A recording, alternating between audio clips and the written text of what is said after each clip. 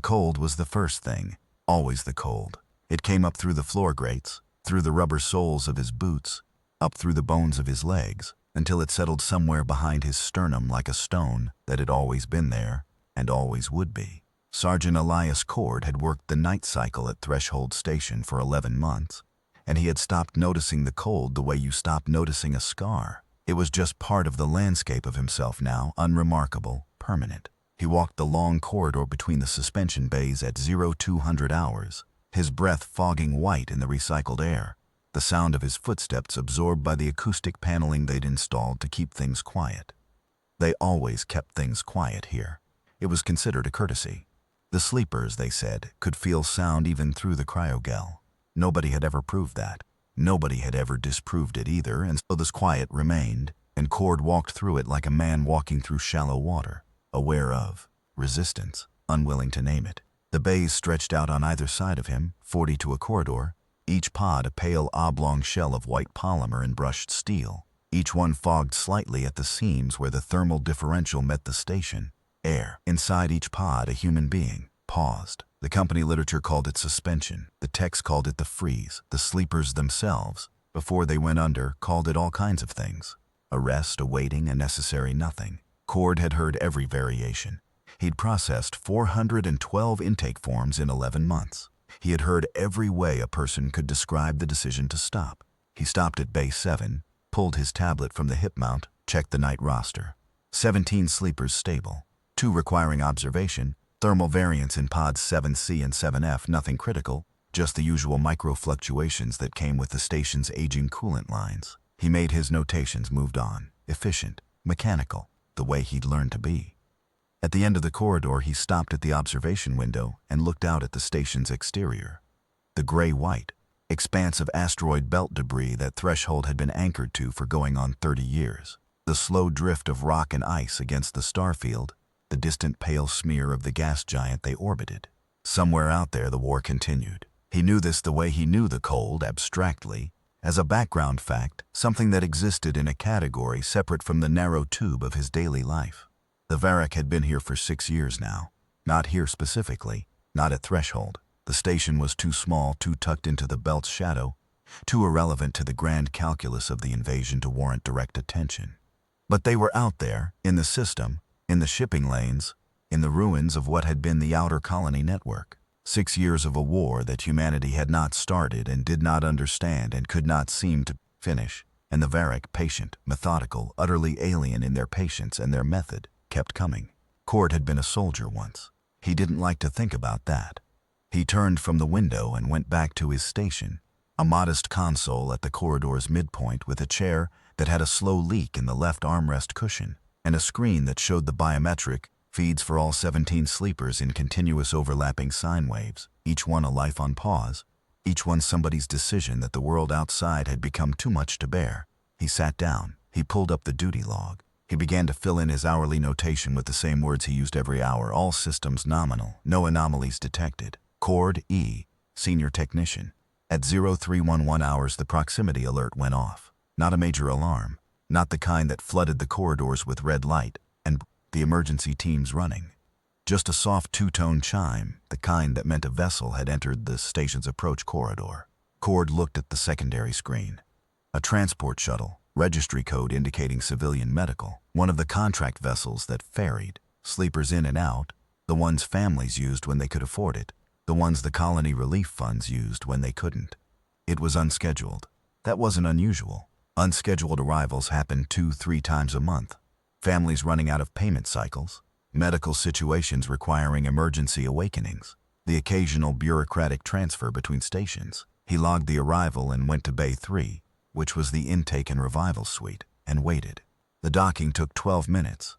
When the inner airlock opened, 2 people came through. A man in a colony medical uniform, clipboard under his arm, the look of someone who had been awake for too many consecutive hours and had made peace with it, and a gurney, self-propelling, carrying a cryo-transport pod the size of a large suitcase, the kind used for long-haul individual transfers. Cord, the medic, said, "That's me, Callaway Colony Medical Meridian Station." He handed over the clipboard. Single transfer, Josephine Reyes, age 14.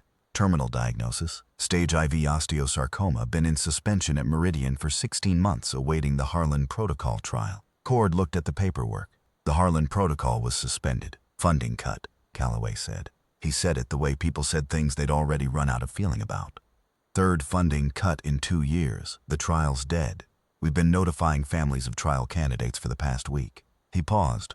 Her mother was her medical proxy. Traffic incident. 6 weeks ago. Meridian Colony Road, a loader vehicle, no driver error, just one of those things. Calloway rubbed his face with one hand. The estate doesn't have funds to maintain the suspension. She's already been dropped to a reduced maintenance cycle, which is why you're seeing the thermal variance on intake. Cord looked at the pod. It was scuffed along one side, the polymer shell showing the kind of wear that came from years of institutional use rather than family care. There was a name sticker on the end, hand-applied, slightly crooked. Someone had added a small drawing next to it, a flower, done in blue ink, the kind of thing a 14-year-old might draw before going under, or a mother might add after. What happens to her? Cord said. Calloway looked at him. That's above my pay grade. The station director gets notified tomorrow morning. There's a welfare review process, colony medical services, maybe a foster guardian appointment. But right now my job is to transfer her to your care and get back to Meridian before my next shift. He picked up the clipboard. Sign here. Cord signed. Calloway left. The airlock cycled closed. Cord stood alone in Bay 3 with the transport pod and the name sticker and the little blue flower, and the station around him was very quiet, and somewhere outside, very far away, the war continued. He moved the pod to the revival suite and ran the intake diagnostics. The thermal variance Calloway had mentioned was real but manageable. The reduced maintenance cycle had allowed a slight drift in the core temperature. Not dangerous, but not ideal. He brought the pod systems up to full and let the auto-stabilize routine run, watching the biometric feed normalize. Heartbeat from 41 to 52 BPM, EEG from flat suspension pattern to the slow rolling waves of deep cryo sleep. Core temp climbing from -14 to the standard -4.2. She was stable. She was also, according to her file, dying. The osteosarcoma was advanced. The suspension had paused its progression. That was the whole point, to freeze the disease in place while a treatment was found. But with the Harlan Protocol dead and no other trials on the horizon, the suspension was no longer buying time toward anything. It was just delay. The disease would resume the moment she woke. Her file projected 6 to 8 months from revival to terminal outcome without intervention. Cord sat down on the stool next to the pod and looked at the biometric screen, and thought about that in the particular way he had learned to think about things here, which was not so much thinking as allowing a fact to rest in his awareness without reacting to it, the way you might let a stone settle to the bottom of still water. He was still sitting there at 400 hours when the pod's revival indicator chimed. It shouldn't have chimed. He hadn't initiated revival. He checked the controls. Nothing wrong with his settings. He checked the pod's own system log and found a pre-programmed revival trigger buried in the transfer coding, a medical directive attached to the intake form he hadn't read all the way through. In the event of permanent discontinuation of suspension services, subject is to be revived rather than transferred to palliative suspension. Subject's expressed preference, documented age 13, notarized colony medical registry.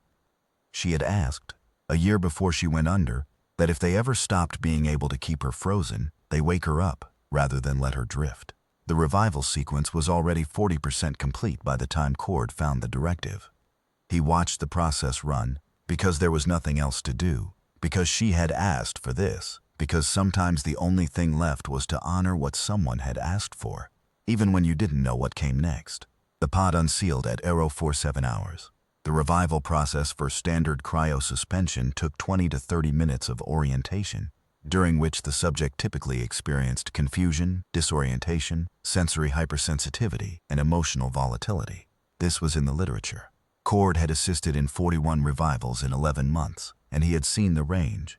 The ones who came up screaming, the ones who came up laughing, the ones who came up weeping without knowing why, the ones who came up blank and stayed blank for a long time. He had developed a routine for it. Low light, soft voice, water, a blanket, time. Don't rush, don't explain too much too fast. Let them find themselves before you start telling them things.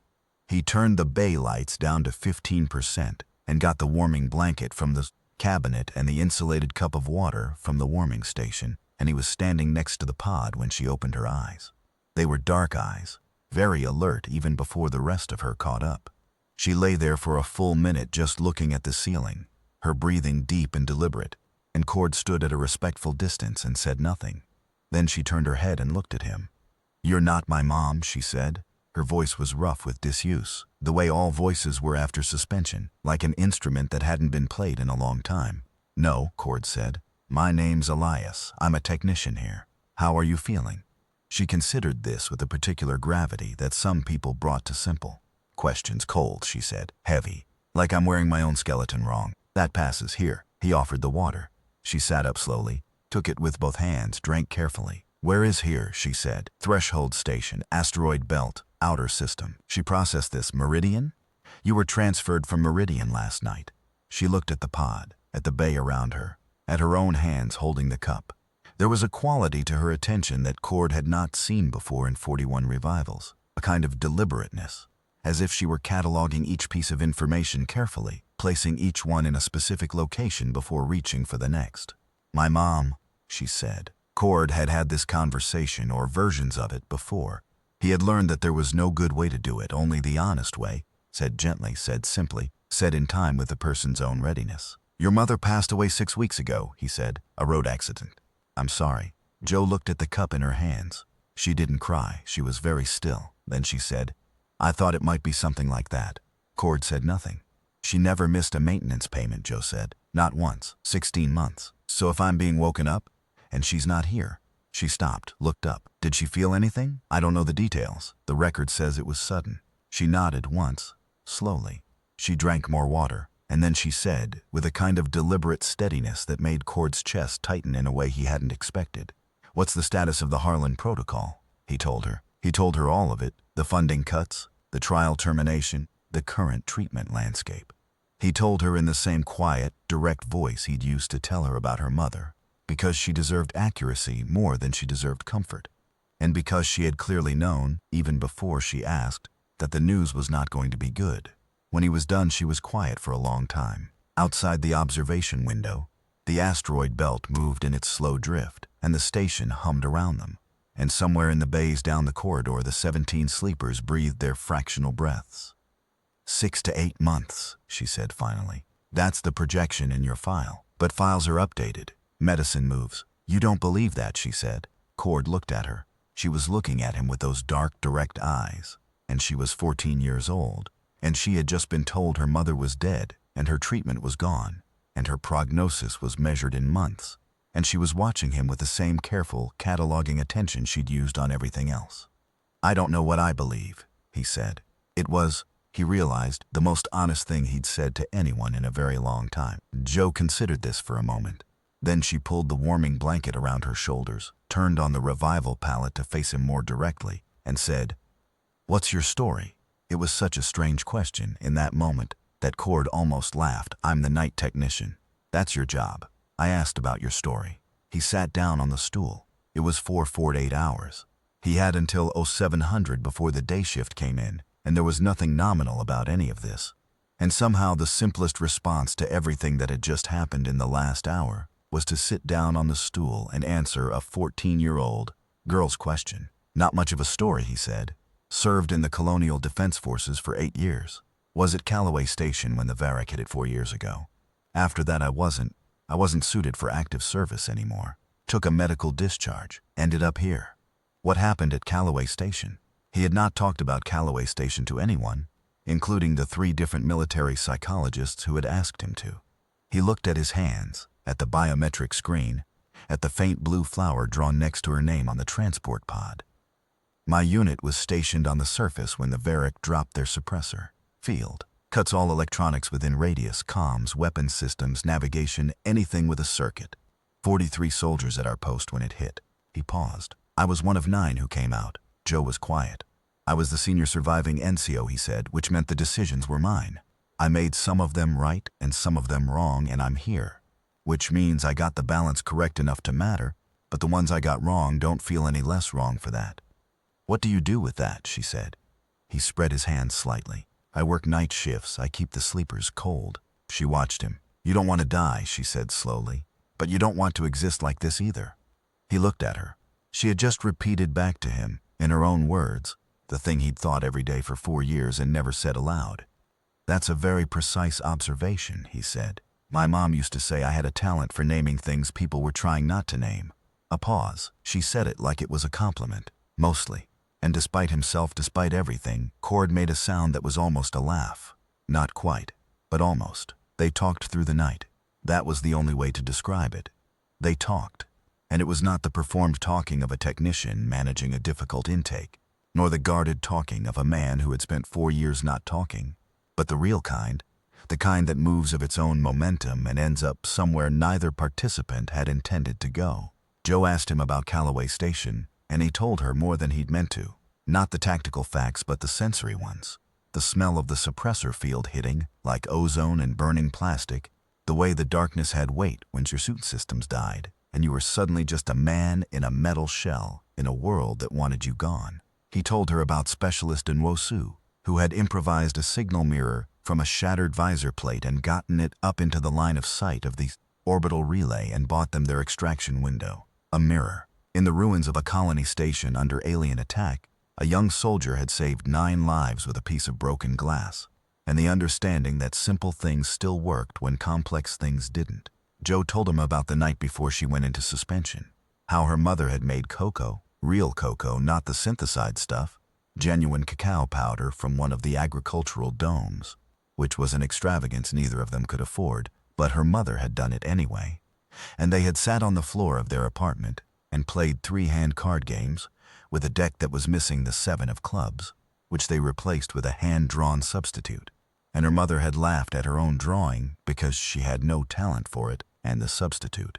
7 of clubs looked more like a jellyfish, and Joe had kept that card in her pocket when she went under. She reached into the pocket of the thin medical gown they'd dressed her in for transfer, and her hand came out empty. She looked at it. "It was probably lost in the transfer," Cord said. "Probably." She closed her hand. "It's just a drawing. It was your mother's drawing." She opened her hand again and looked at it, the empty palm, and something moved across her face that was too complex to name. Then she squared her shoulders and looked up at him and said, "Tell me about the Varric." He told her what he knew, what anyone knew, that they communicated through oscillating pressure waves that human instrumentation had spent 6 years partially decoding, that their ships were biological in some essential way that human engineers still didn't fully understand, grown rather than built, which was why destroying them produced that particular smell, like burning kelp, that they were patient, not tactically patient like a chess player, but cosmically patient, the way stone is patient, the way a glacier is patient, operating on a timescale that human cognition was not built to process intuitively. "They don't hate us," Cord said. That was the first thing everyone got wrong about them. For the first 2 years, everyone kept looking for the hate, looking for the malice, trying to understand them as an enemy in the way humans understand enemies. But it isn't hate, it's more like, he searched for the word, erosion, Joe said. He looked at her, like water on stone, she said, not angry, just persistent. Like the stone being in the way is the problem, not anything the stone did. Yes, Cord said, exactly like that. She tucked her knees up under the warming blanket and her dark eyes were very far, away for a moment, looking at something he couldn't see. So how do you fight that? That's what everyone's been trying to figure out for 6 years. What happened at Callaway Station suggests you fight it by being more annoying than the water. Cord stared at her. That soldier with the mirror, she said. A mirror isn't a high-tech weapon. It doesn't require power. It just requires a person who's willing to think small and plain and immediate instead of looking for the impressive solution. She pulled the blanket tighter. The Varric suppressor field took out everything complicated. So the answer was to use something they hadn't accounted for, because it was too simple to count. Cord had thought about Callaway Station approximately 10,000 times in 4 years, and he had never framed it that way. You're 14, he said. Almost 15, she said with a dignity that made him want to smile and did not make him want to argue with her. At 0530 hours, the station's proximity alert chimed again, and this time it wasn't soft. The main alert was a different register entirely, a deep, resonant tone that Cord felt in his back teeth, accompanied by the red wash of emergency lighting throughout the station. He was on his feet and at the console before the second chime, pulling up the external sensor feeds.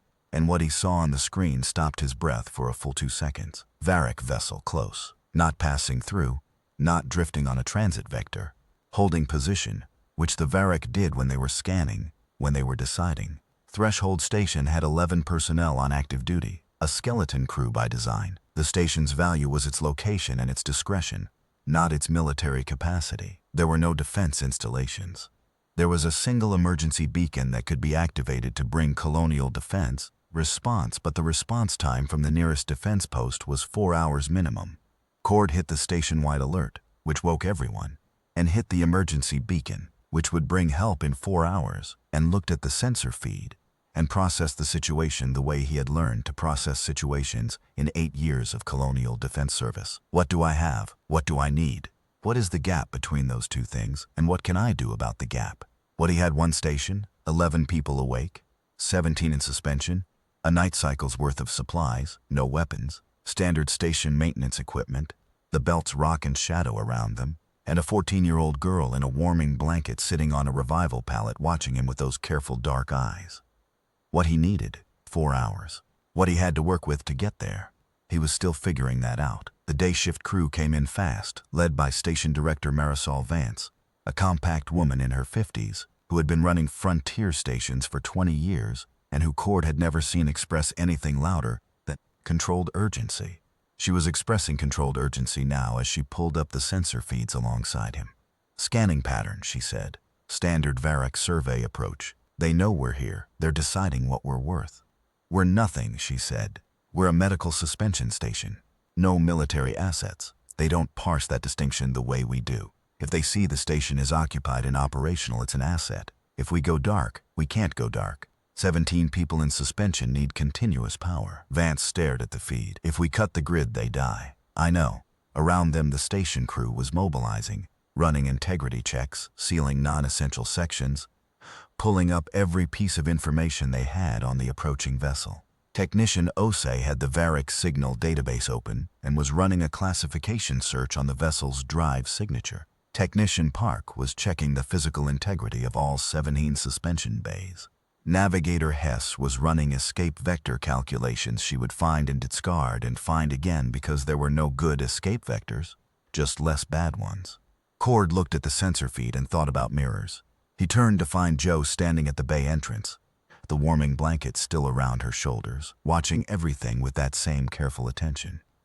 "You should stay in the revival suite," he said. "It's the most structurally protected space on the station." "I know," she said. "I'll go back in a minute. I just wanted to." She looked at the sensor screen, at the blip that was the Varric vessel, at the distance reading below it. "They're not moving. Not yet." "Why?" "They scan first, gather information." "There," he stopped, Joe said. Like water, like water." He looked at her. "Go back to the revival suite." She nodded, but she didn't move immediately. She was looking at the sensor feed, at the vessel, at the distance numbers, at the electromagnetic spectrum display Osei had pulled up, which showed the Varric scanning frequencies as a slowly shifting rainbow of alien signal. "What are those frequencies for?" she said. "They're reading everything: heat signatures, electronic emissions, structural density." "All electronic," she said. "Yes." She looked at him. He looked at her. And in the space between those two looks, something moved that was not quite an idea yet, more the shape where an idea would be, the outline of a thought that hadn't finished forming. "Go to the revival suite," he said. "And stay there. I'm going to come find you." She went. He turned to Vance. "What's our current electronic emission profile?" he asked. Vance frowned. "Full station load." "Why?" "Their scanning is targeting electronic signatures. It's what they use to classify a target's threat level and operational value." He was thinking fast, the way he hadn't thought in 4 years, the way that felt like the blood in his veins running faster. "If we can change our electronic profile, we can't shut down, not shut down." Camouflage. He was already moving to the engineering station, pulling up the station's power distribution schematic. Their database, Osei. "What's the signature profile for a non-operational unmanned relay station?" "An automated beacon buoy, something in the belt that's technically active but not crewed." Osei's fingers moved on his console. "I can pull the standard relay station profile." "Why?" "Because they're not interested in relay stations. Unmanned automated equipment is below their operational threshold. They leave it alone, because it doesn't represent human capacity." He was looking at the power schematic, tracing the distribution routes, the junction points, the consumption signatures. If we can reshape our emission profile to mimic a relay station, the suspension bays draw too much power, Vance said, following him now, her voice sharpening. The thermal load alone would exceed any relay signature by a factor of, not if we route it. He pointed at the schematic. The belt generates natural thermal variation from solar flux. If we can intersperse our thermal output with the belt's background radiation, bury it in the noise, the junction routing would take. Vance calculated. 3 hours minimum, maybe 4. They looked at each other. 4 hours was the response time on the emergency beacon. 4 hours was also approximately the boundary of the window in which the Varek typically completed their survey-to-decision cycle. They needed to buy 4 hours by appearing to be something that had nothing to offer them. Cord thought of a soldier with a broken visor and a piece of glass. "We start now," he said. "What's the simplest part of the reroute?" "Corridors B and C are the easiest isolation points," Hess said, having followed the conversation with the navigator's instinct for threading. "Through complex constraints. We can shadow route those sections in 40 minutes. Do it. Then D and E. Work from the extremities inward, and keep the suspension bays on a clean isolated circuit until we have the thermal masking in place." Cord was already pulling on his maintenance kit. "I'll handle the physical junction work in the lower sections. OC, I need you generating that relay profile continuously and feeding it to our broadcast antenna. Not transmitting as a beacon, just shaping our passive electromagnetic signature to match." "That's not what the antenna is designed for," OC said. "I know. Do it anyway." OC looked at Vance. Vance looked at the sensor screen and the blip that was the Varek vessel and said, "Do it." Cord went to the revival suite. Joe was sitting on the revival pallet with the warming blanket pulled up and a maintenance manual she'd found in the supply cabinet open across her knees. She was reading it with the focused attention of someone who was determined to be useful. "You're reading the junction routing manual," Cord said. "I was looking for the thermal distribution section," she said. "I thought I might be able to help." He looked at the manual. She had it open to section 14, which was indeed the thermal distribution section, and she had already gotten 3 pages in. "The lower junction access points," he said. "I need to physically reroute the thermal bleed from the corridor sections. The problem is the J14 points in the lower section.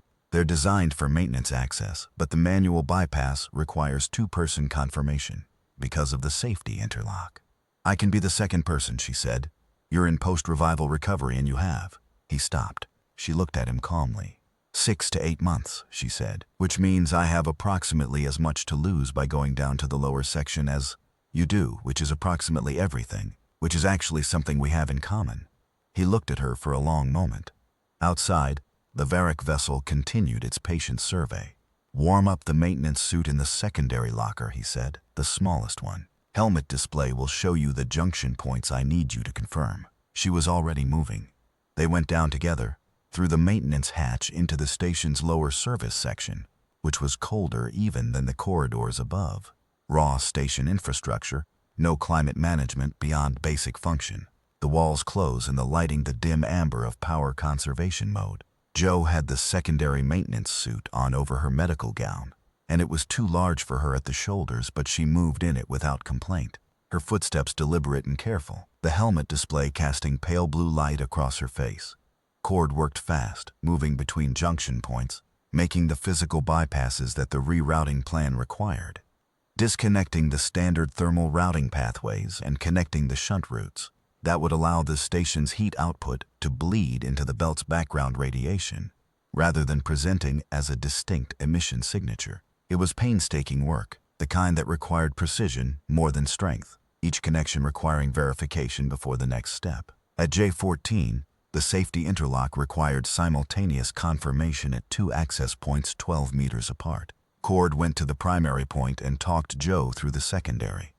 "The interlock panel is the blue panel directly to your right," he said through the suit comm. "There's a cover you have to lift. It'll be stiff. Maintenance access panels usually are." A pause. "Got it. Inside there are 2 switches. The top one is the safety confirm. The bottom one is the route selector. I need you to flip the safety confirm up and hold it." Holding, he made his own confirmation at the primary point. The interlock disengaged. He began the bypass connection, working by feel as much as sight in the low light. "Can I ask you something?" Joe said through the comm. her voice steady and oddly casual for someone standing in a maintenance tunnel, while an alien vessel decided whether to destroy their station. Go ahead. What was it like? When the suppressor field hit at Callaway, the moment when everything went dark, he connected the third bypass lead. Terrifying, he said, for about 30 seconds. And then he paused, searching for it, and then something else, something that didn't have a word for it. Because you're standing there, and everything that you relied on is gone, and you could panic, or you could think, and thinking felt. Another pause, fingers working the fourth lead. It felt like something that was yours, like the one thing they couldn't take. A silence on the comm, then, "Yeah," Joe said quietly. "I know that feeling." "Cancer?" he said. "The night they told me. My mom she was trying to hold it together for me, trying to be calm, and I could see her doing it. And I thought, if she can hold herself together for me, I can hold myself together for her. And the doing of that, the deciding, it was the one thing that was mine." Fourth lead connected. "Keep holding that switch." Still holding. He made the final connection. The bypass engaged. On his helmet display, the thermal routing schematic updated. Bay D lower now showing the new route. The station's thermal output beginning to bleed along the shunt pathway. "You can release the switch." She released it. He heard her exhale. "Good work," he said. "That's the first time anyone said that to me who wasn't a doctor." They moved to the next junction point. They worked through the lower section for 90 minutes. Cord and Joe, in the cold amber light, junction by junction, each bypass building toward the cumulative deception they were constructing. A disguise made not of sophisticated technology, but of rerouted plumbing and reconfigured signal paths. And the fundamental principle, the simplest solution, was often the one that worked. Cord thought about this as he worked.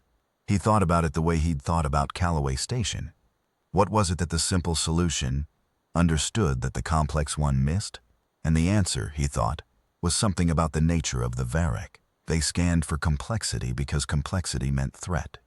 They scanned for electronic signatures because electronics meant human military technology. They had fought humanity for 6 years on those assumptions, and those assumptions had largely served them. A relay station with no crew and no weapons, and nothing but automated thermal maintenance was beneath their operational threshold. It did not compute as a target. So be a relay station. Not by having no people, you couldn't get rid of the people, but by shaping the evidence of the people into a pattern that didn't register as people. By hiding the human inside the machine's signature. By thinking small and plain and immediate. At 0712 hours, 22 minutes after the day shift should have started, but in a morning that had long since ceased to follow any schedule, Cord and Joe came back up through the maintenance hatch into the main corridor, and Cord went straight to the engineering station. The thermal rerouting was 60% complete. The passive signal profile was showing. He checked OC's work, a reasonable approximation of the relay station signature, though not perfect. The suspension bays were still drawing too much power for the masquerade to be fully convincing. There was a gap. Vance was at the sensor screen. "Varric vessel," she said, still holding position. "They're in extended survey. That's unusual. Normally the survey to decision cycle is shorter." "They're seeing something that doesn't add up," Cord said. "Something that doesn't match either category. Not clearly military, not clearly empty. So we're in the ambiguous zone. Which buys us time. How much power can we pull from the suspension bays without affecting sleeper safety?" Park looked up from the bay monitoring station. "Maybe 8% reduction in non-critical systems, ambient lighting in the bays, secondary monitoring circuits. That's not enough. If we drop the reserve heating in the corridor sections adjacent to the bays, we can." "How much? Total reduction?" Park calculated. 15, maybe 16% on the combined signature. Cord looked at the relay station profile OC had generated. 15% would not close the gap. The suspension bay thermal load was too distinctive, too regular, too precisely maintained to read as natural background. He stared at the schematic and thought. Joe, who had come to stand at the edge of the engineering station, said, "What if they're not looking for the thermal load?" Cord looked at her. "You said they scanned for electronic signatures," she said. "And the thermal masking hides the heat in the belt's background. But what if the problem isn't the thermal load? What if it's the rhythm of it?" "The rhythm," Cord said. "The suspension bay thermal cycling. It's too regular, right? Too precisely timed. A natural background source would have variation, micro-fluctuations from the asteroid material, solar flux, irregular heat sources." She was looking at the schematic on the screen. But your suspension bays run on a maintenance cycle that's optimized to be perfectly regular, because irregular thermal cycling is bad for the sleepers. Cord stared at the screen and saw it. The suspension bay thermal signature was too perfect.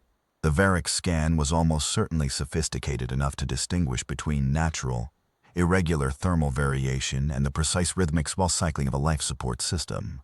It was not the magnitude of the signature that was the problem. It was the orderliness of it.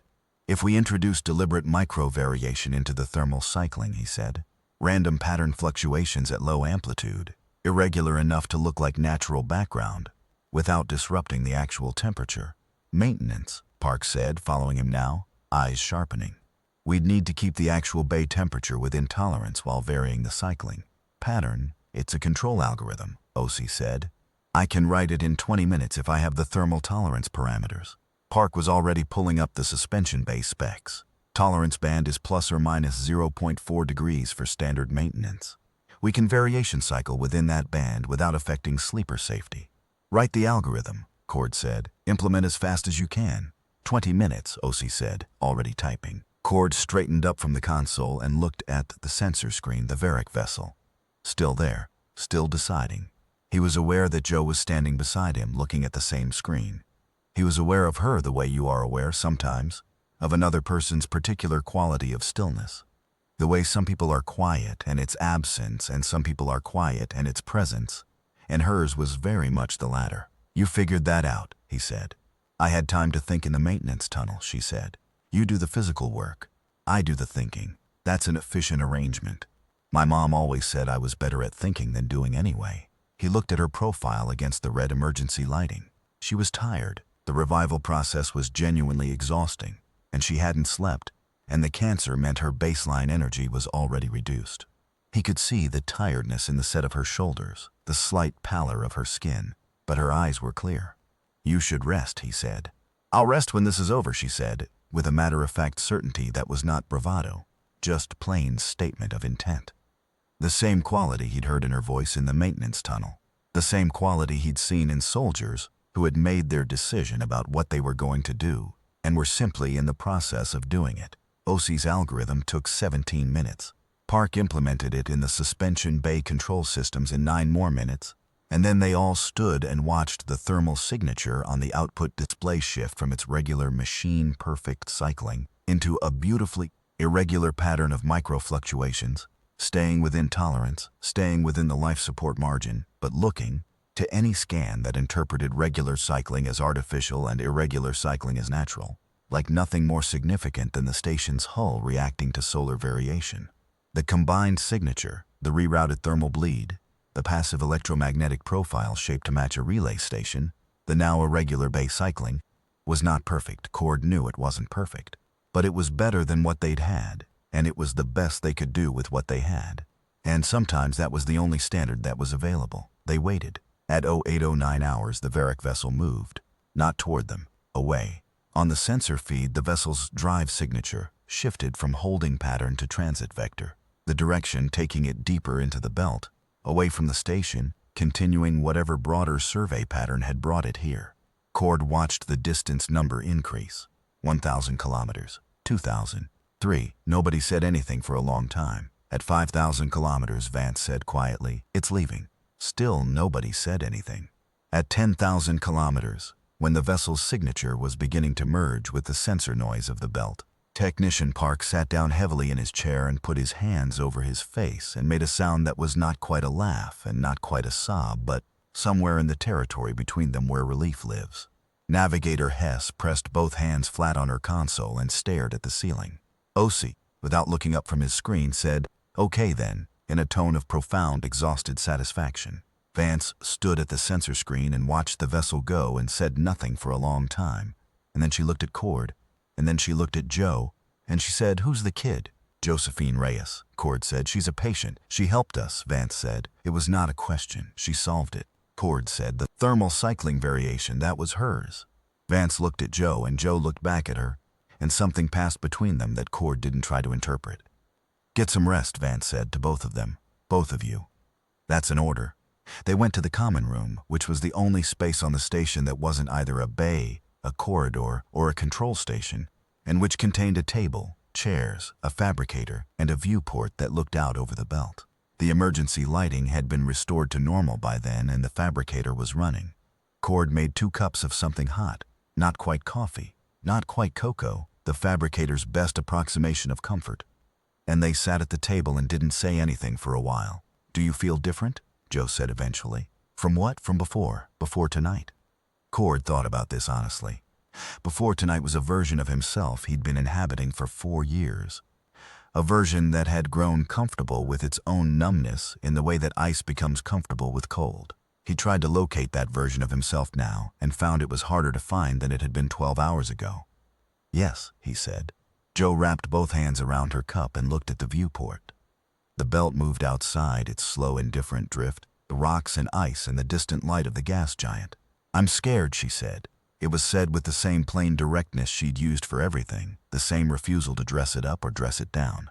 "Of dying, of not having enough time, of there being things I don't get to do." She paused. "Of my mom not seeing them, whatever they are." Cord looked at the viewport. "I know a research facility," he said. "Not Colony Medical. Private research. They're running a modified protocol. Different from Harlan, different mechanism. I have a contact there." He had not thought of this contact, this facility, this possibility in a long time. He had not been thinking of possibilities for a long time. "I don't know if they have a slot, or if the insurance situation." "You're going to make a call," Joe said. "I'm going to make a call." She looked at him. Something in her expression shifted. Not relief, not hope exactly, but something adjacent to hope, something that was the shape hope took in people who had learned to be careful with it. "You don't have to," she said. "I know." "Why are you?" He thought about this. He thought about Callaway Station and the Mirror and Specialist in Wosu and the 9 people who came out. He thought about the maintenance tunnel and the junction points and the conversation in the dark about the one thing that was yours. He thought about a card game played on a floor with a jellyfish 7 of clubs. "Because you helped save 17 people tonight by paying attention," he said. "And you did it while finding out your mother was dead and your treatment was gone, and you didn't fall apart, and you didn't pretend, and you were present for it in a way that I have not been present for anything in 4 years." He looked at her. "That deserves a phone call." Joe was quiet.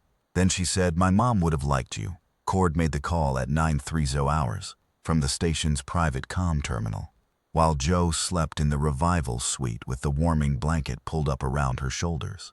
The contact was a researcher named Dr. Yuki Okafor at the Meridian Advanced Clinical Institute, a woman Cord had met 3 years ago at a veterans medical conference and had never expected to call with a pediatric oncology situation. He called anyway.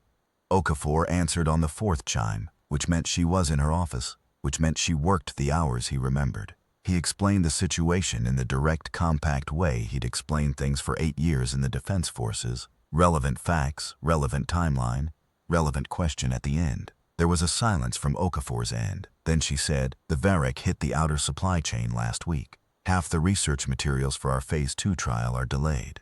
Cord waited. "But Phase 1, she said. "Phase 1 is running on the current stockpile. We have 2 slots open. The eligibility criteria are..." She paused, and he could hear the sound of files being accessed. "Actually, let me pull her file. You'll need the Meridian Colony medical records. I have access. Give me the patient identifier." He gave her the identifier from Joe's intake form. He waited while the file pulled.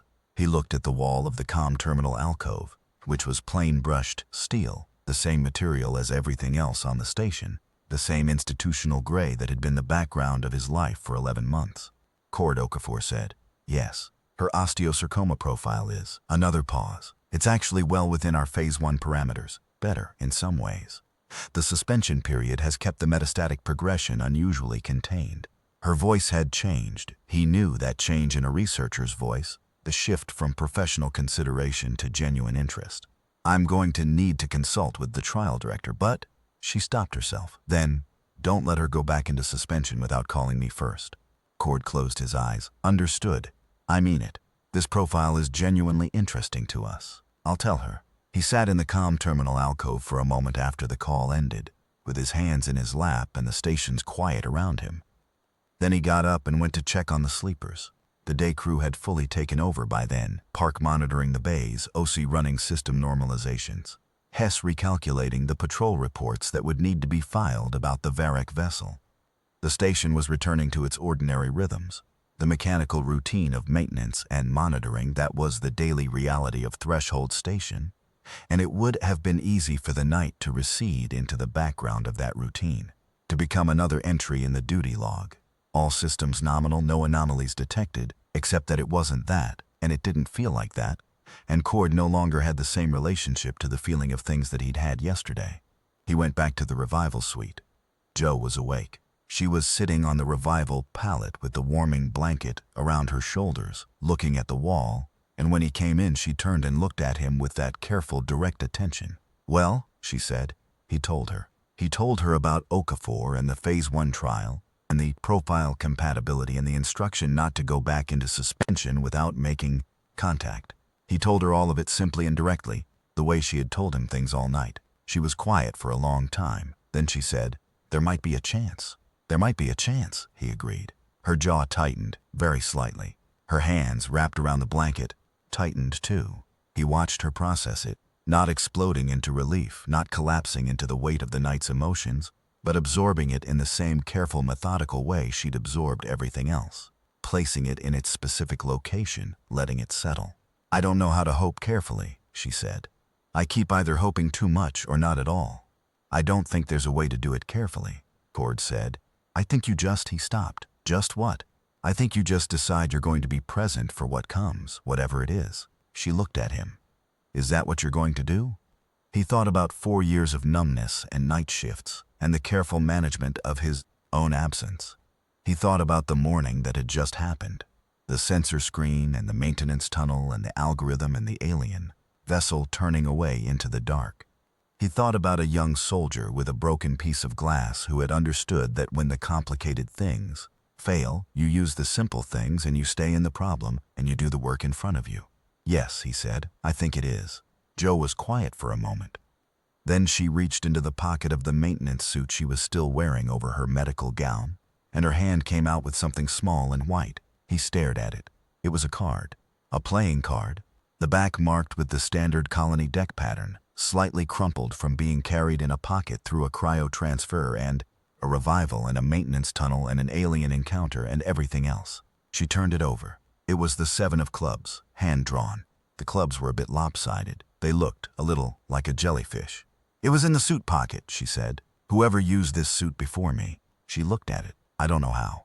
Cord looked at the card. He had no explanation for it. He was not sure, in that moment, that an explanation was the important thing. "Keep it," he said. She tucked it back into her pocket. Outside the viewport, the Colonial Defense Response vessels would be getting the emergency beacon message, would be beginning the 4-hour transit toward Threshold Station, arriving to find the crisis already past, the threat already gone, the station already intact. They would file their reports and note the Varric vessel's passage and add it to the system survey database. One more data point in the long, slow grinding work of understanding an alien adversary that had been patient for a very long time and would be patient for a very long time after. And somewhere in that adversary's calculus, a station that had been interesting enough to scan had become, in the space of a few hours, uninteresting. A relay station, automated, thermal signature too irregular to be artificial, electromagnetic profile too passive to represent military capacity, not worth the attention. The water had found the stone and found it unremarkable and moved on. The stone had not been unremarkable. The stone had been, in that night, something considerably more than it appeared. 11 people, and a 14-year-old girl, and 17 sleeping human beings, and the specific application of small, plain, immediate thinking to a problem that had seemed, at 0311 hours, too large to have a solution. The Colonial Defense Response would not know that. Their reports would note the vessel's departure and the station's survival and little else. Cord thought about this. Then he thought that it didn't particularly matter whether the reports captured it. What had happened had happened. The people who had been part of it would carry it in the particular way that people carry the nights that changed them. Not as a story they told, but as a change in how they stood. The day shift ran smoothly through the afternoon.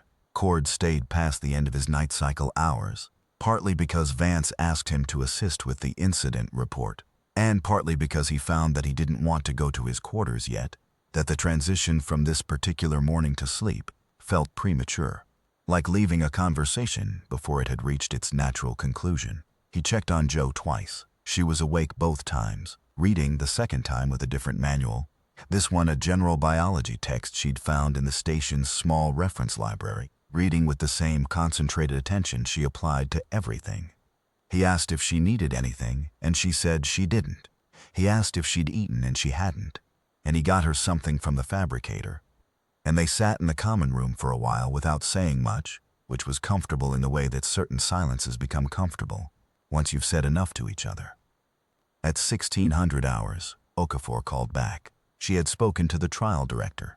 The profile was not just compatible. According to the trial director, it was exceptionally aligned with the Phase 1 mechanism, which targeted a specific receptor expression pattern that was unusually pronounced in Joe's profile. They wanted a full medical transfer to the Meridian Advanced Clinical Institute within 72 hours. Cord relayed this to Joe in the common room. She looked at the table for a long time. The afternoon light from the viewport, the belt's reflected solar light, pale and diffuse, fell across her hands and the surface of the table and the cup between her hands. Exceptionally aligned, she said. Those were the trial director's words. She looked up. Her eyes were very bright. That's not a guarantee, she said. No, he said, it's not. It might still not work. It might. She was quiet again. Then my mom would have said something here. Something good. She was better at this part than I am. The part where you decide what to feel about something uncertain. She pressed her lips together. I keep trying to hear what she would have said, and I just... What did she say about the card game? Cord said. The night before you went under. Joe looked at him. The jellyfish card, he said. You were playing cards on the floor, and she drew the card badly and laughed at herself. What did she say about it? Joe was very still for a moment. Then, slowly, she said, we were looking at the deck, at the card, and she said, it doesn't matter that it's wrong as long as it plays right.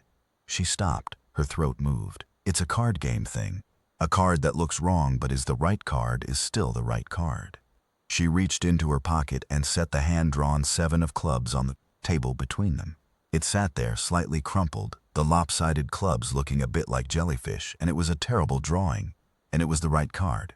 Okay, Joe said. It was a very small word, but it had everything in it. Acceptance and grief and uncertainty and the particular human thing that sits at the intersection of all three. The thing that is not hope exactly, but is the decision to remain open to it. Okay. Cord picked up his cup. She picked up hers. Outside, the belt continued its slow drift, the rocks and ice turning in the solar light, ancient and indifferent, and very beautiful in the way that olds are beautiful, the way that permanence carries its own strange comfort. In the bays, 17 human beings breathed their fractional breaths, paused between one moment and the next, waiting for the world outside to become habitable again. It did not always become habitable. That was the truth that nobody liked to say, but everyone knew. The world outside was cold and large and frequently unkind, and the Varric were patient in the way that erosion is patient, and human beings were small and frightened and often wrong and occasionally brilliant, in the specific way of creatures who have no good options and have decided to act anyway. But sometimes the world outside shifted a little. Sometimes a trial director looked at a file and said the word exceptionally and meant it. Sometimes an alien vessel, convinced by rerouted plumbing and a control algorithm and a 14-year-old girl's insight about irregular thermal patterns, turned away into the dark and kept going. Sometimes a broken piece of glass caught the light right. Cord set down his cup. I'll arrange the medical transfer, he said. The colony transport schedule has a Meridian-bound vessel in 60 hours. Joe nodded. She picked up the card and looked at it one more time. Then she set it back down on the table between them, where the light from the viewport fell across it. When it works, she said, and she said it carefully and deliberately, choosing the word. When it works, I'm going to do something with this. The thermal cycling thing, the thinking small approach. There are people studying the Varric who don't know about it. I know some of those people, Cord said. I thought you might. He looked at her. She looked at him. 4 years of night shifts and 2 hours of maintenance tunnel, and one morning that had turned out to be something entirely different from what it was supposed to be. You're 15 in 3 weeks, he said. 14 and 3/4, she corrected. Approximately. I missed some time. 14 and 3/4, he agreed. And you've already contributed more to human Varric strategic understanding than most people twice your age. She gave him a look that was, unmistakably, somewhere between exasperation and amusement. You don't have to be encouraging. I'm not being encouraging, he said. I'm being accurate, there's a difference. And she almost smiled. Not quite, but almost. Outside the viewport, the gas giant moved in its enormous slow arc, and the belt turned, and the light shifted.